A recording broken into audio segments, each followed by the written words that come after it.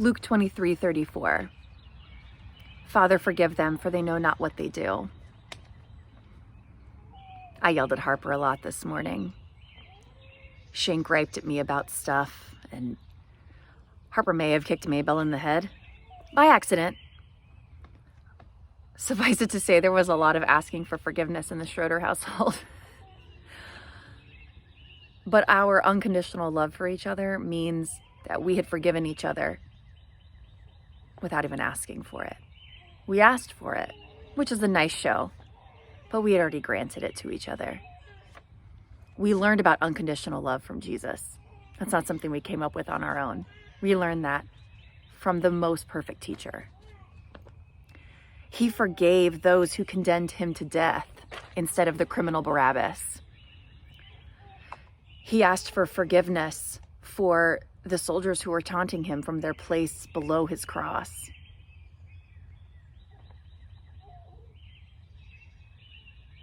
Jesus' death on the cross meant forgiveness for spouses and sisters and murderers and thieves and people that accidentally kick other people in the head.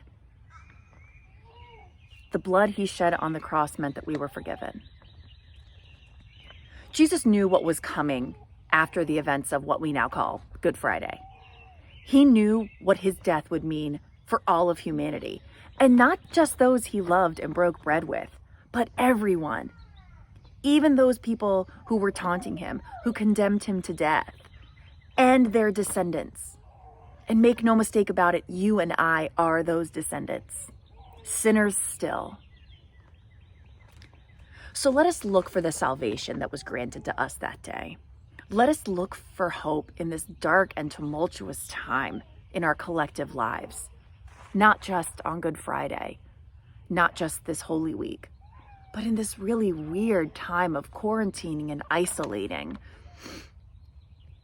God was with his son as he died on the cross, just as he is with the nurses and the doctors and the medical professionals and the cleaning teams and the grocers and the farmers and the delivery drivers and every person who is working to keep the rest of us safe.